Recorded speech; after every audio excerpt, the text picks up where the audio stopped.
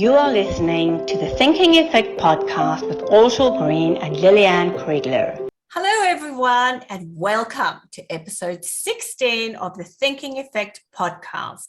Today, Ortal and I are talking about how can we as educators create space for curiosity.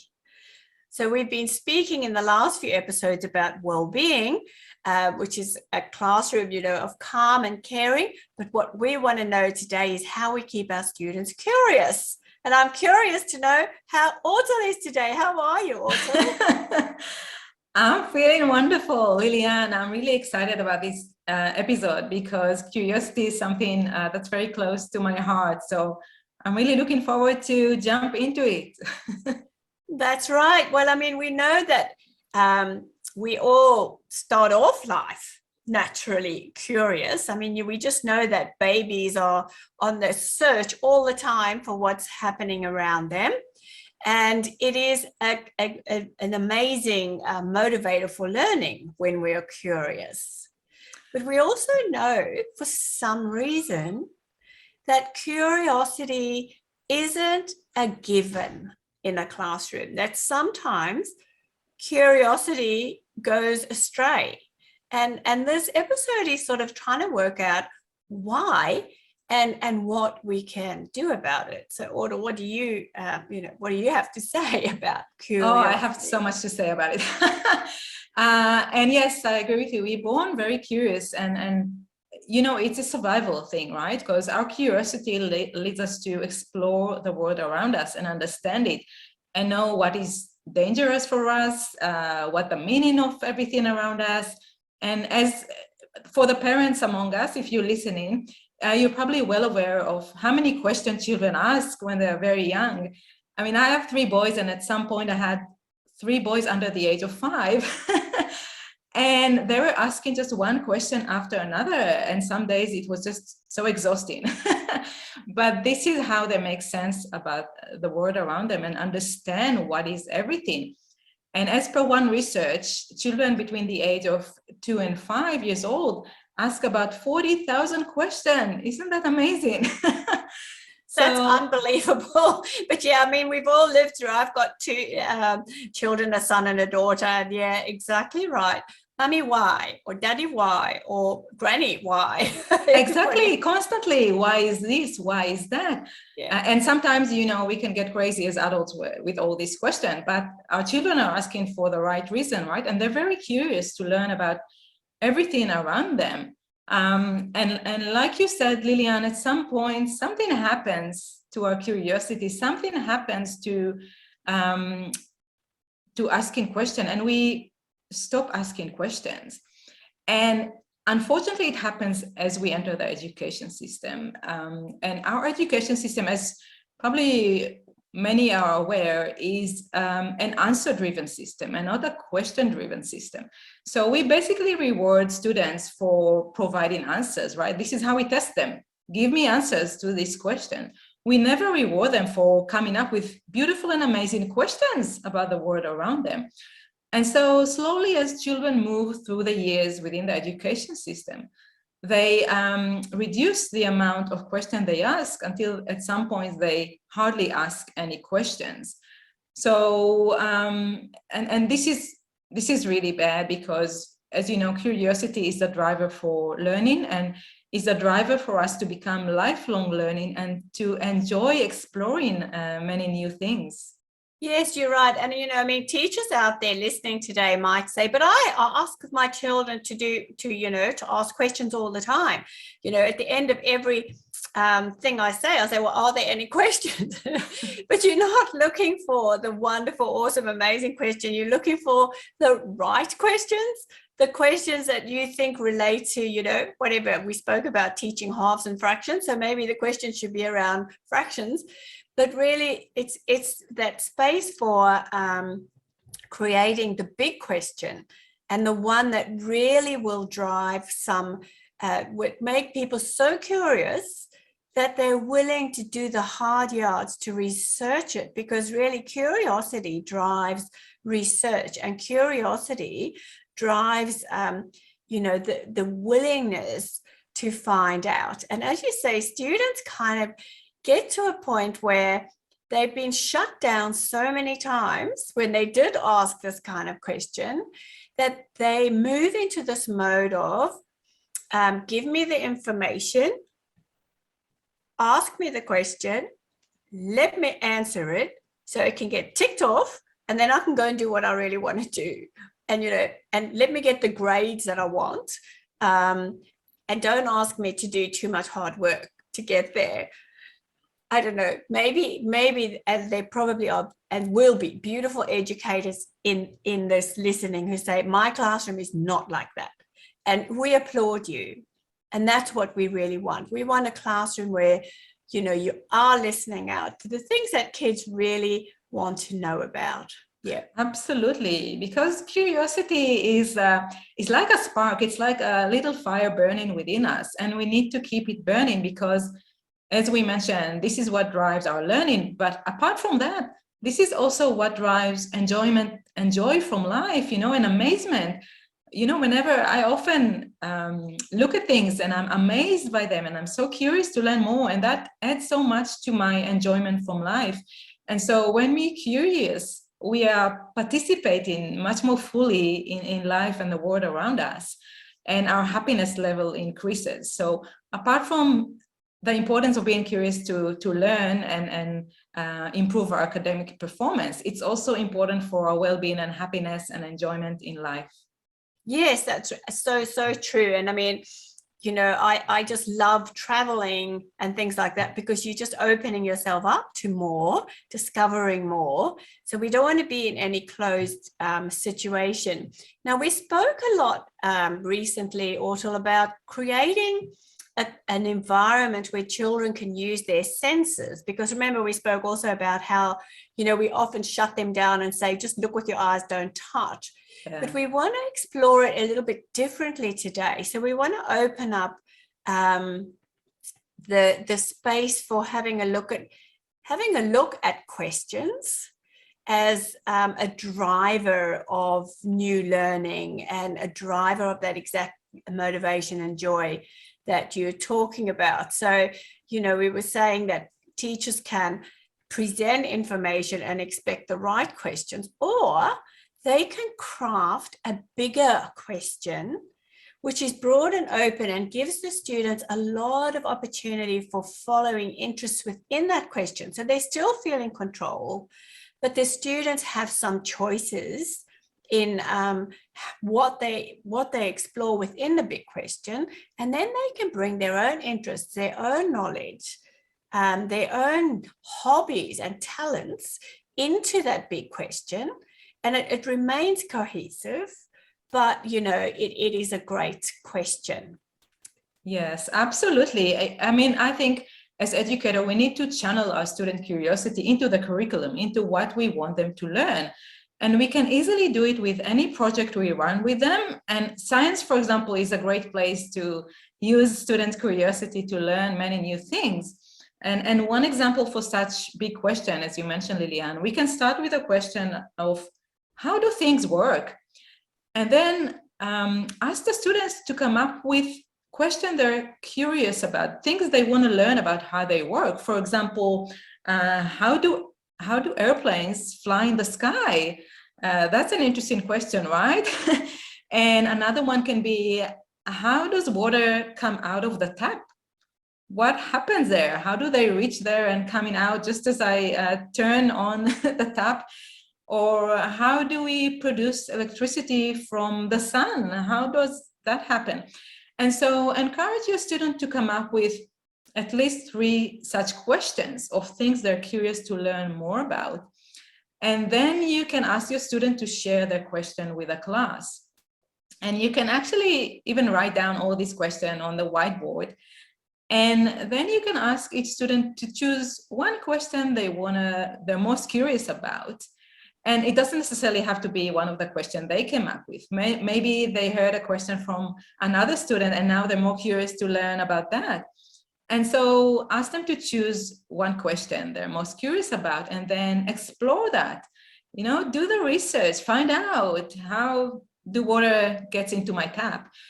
And you can take it as deep as you want. You can turn it into a huge project going over, I don't know, the whole year or one term or whatever it might be, or you can make it shorter. So it depends on your flexibility with your timetable. So you can decide how the duration of that project, how long it's going to be, and what you want the students to do with the information they'll discover. I mean, I think personally that it will be great if they share this information with the rest of the class. So everyone is learning a lot of wonderful things. And it's also an opportunity for each student to verbalize what they've learned and explain to others. As we know, learning how to explain a topic to others is very important for our communication skills. So definitely I recommend doing that as part of this exercise. No, yeah, this is so true. And I mean, I love your question about how airplanes fly.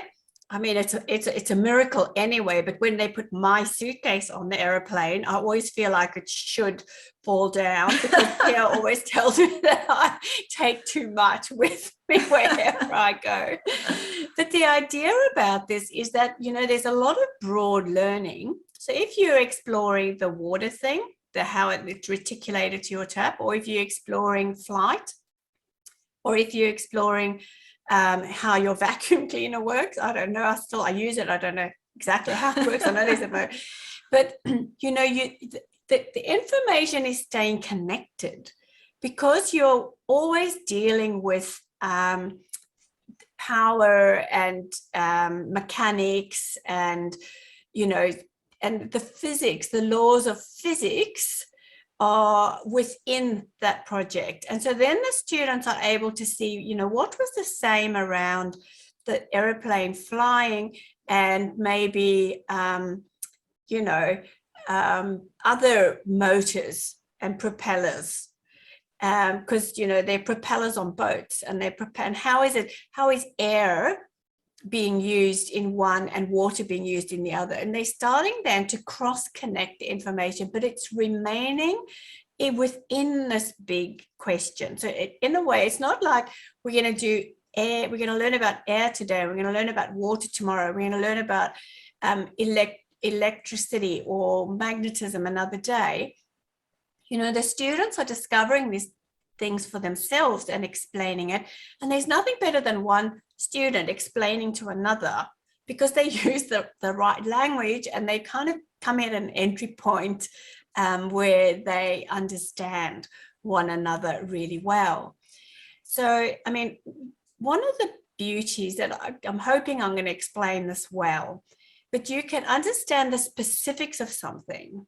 Like, you know, you can understand that water flows, for instance.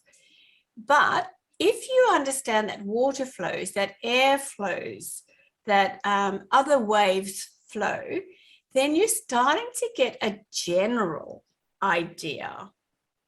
So the particular flow contributes to the general understanding, and the general understanding comes in, but, you know, it contributes to the individual understanding. So if we take weather, for instance, you know, rain, if we know that rain is weather, then we can find out more about snow, because we understand weather. So this beautiful relationships between the particular and the general is something that I love working with in the classroom. And, you know, that in this big question, what starts to happen is the general principles start to get picked out, and that is transferable. You can take that to a new context. Absolutely, I agree. And I think they will learn concepts of how things work. And then you can challenge them further and ask, where else do you see these concepts at play? Or how else can we use this concept in a new thing that we create, you know, all together? How can we use this concept to create something new? So definitely you can take it much deeper and enhance their thinking and their creative thinking as well, because they will be able to take what they learn and think about how can they apply it differently in different areas for different things. And that will definitely enhance their creative thinking. So I recommend doing that as well as a fun exercise, because children will enjoy using that new knowledge that they acquired in different areas and kind of create with it something new. Yes, look, and I mean, I love for us to point out some great education writers and people out there. I love Lee Watanabe Crockett's work at Future Focused Education, because he speaks about a herding question. And this question goes from the particular to the general. So to pick up on what we said. So for instance, you might ask a child a question like, do you like the rain? You know, and that's so specific to them. And then you broaden it by saying, well, is rain better than wind? It's just so much broader. And then which is your favorite kind of weather? And then they have to consider even more. And then finally, what is weather? You know, and when you say what is something, it just opens up massively for anyone, any child, whether you're 2 years old or you're 92 years old, you can engage with this question of what is weather. So, and I love that it's future focused education, because really we're trying to change education. And I mean, COVID's done a lot. It's actually pushed it. It's really pushed it in a lot of ways, but we want to add to this. So yeah, this whole idea of ensuring that the curiosity stays alive. Because if you say something like, what is friendship? Or, you know, it's just so broad. And how do things work? Yeah, all of a sudden, it just sparks that, oh, I wonder how they do work, you know. So yeah, big questions. Absolutely. And it's, you know, we spoke about this concept before of zooming in and zooming out, of how important it is and how it helped you think differently. So if you missed that episode, go back to our episode on zooming in and zooming out. You'll find lots of things you can implement in your classroom with your students. Yeah, and there's just one great quote from that Albert Einstein. And he says, the mind that opens to a new idea never returns to its original size. I love that. Okay, so to sum up, curiosity is the thing that drives new learning. And in fact, there's a lady, I'm just looking for her name in my notes here. Just bear with me 1 second. Marilyn Price Mitchell. And she says, curiosity is one of 8 core things that is needed for good learning. So we have to have it. Why it's important is without it, the learning becomes static and dry, and children are just absorbing information that you've provided, and they are regurgitating that information. And what happens is they gain a pattern of doing that. So they don't create a learning network which wants them to explore. That exploration instinct is shut down. And the how we can do that is to have a think about which kinds of questions are we offering or asking for, and can we take the question up to become a big question, a more general question, where the students can get engaged using their interests, their talents, their own ideas, and particularly their collaboration. Wonderful summary. Thank you, Lilian. And we would love to hear from you. We would love to hear your experience working with your students in this manner, really, like we said, channeling their curiosity into the curriculum and let them lead their learning. And you'll see wonderful things that are happening. So please write to us to the Thinking Effect podcast at gmail.com. Let us know how you and your students experienced it. And we'll be back again next week with episode number 17, which is all about how can teachers enhance learning through play. That is one of my all-time favorite topics. And yes, honestly, thank you so much to all the educators who are reaching out. It's growing. It's great to see that our people subscribing is increasing, and the downloads. And we're just so grateful that we can share our combined knowledge with you. And we want to hear from you, because honestly, we know that there are things that you'd like us to talk about as well. So contact us, but we'll be back next week as usual. And so goodbye for now. See you then.